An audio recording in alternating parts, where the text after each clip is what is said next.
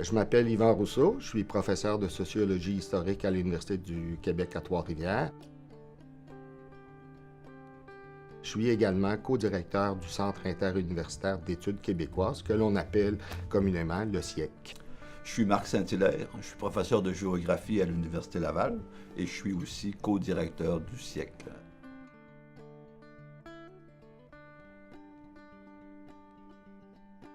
Le CIEC est très accolé au projet Atlas historique du Québec. L'Atlas historique du Québec, c'est le projet qui est porté par l'ensemble des membres du CIEC. Ce sont des ouvrages de synthèse sur certaines thématiques de l'histoire du Québec.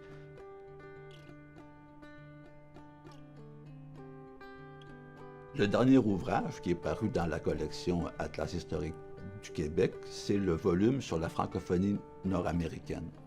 C'est le premier des volumes qui vise à insérer le Québec dans l'ensemble nord-américain de façon très formelle. Donc, c'est comment est-ce que les locuteurs du français, largement issus de la vallée du Saint-Laurent, se sont déployés à travers le continent.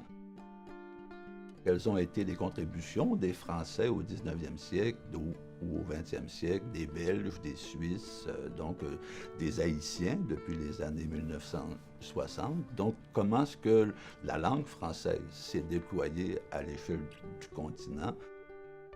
Quelle configuration ça crée? Quelles sont les relations entre les régions du continent à travers les échanges de populations francophones? Depuis Champlain jusqu'au mouvement migratoire récent des Haïtiens ou des Maghrébins, si on veut.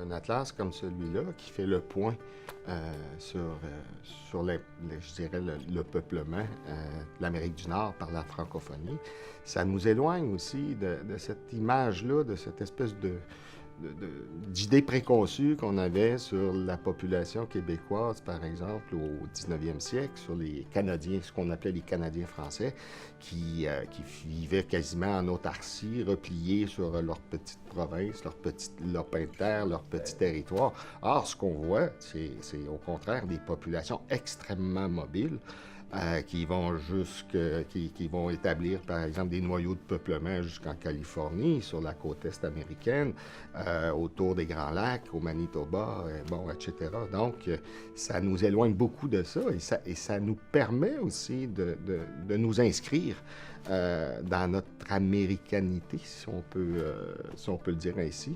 Et moi, dans le fond, ça nous aide à nous comprendre aussi en tant que société.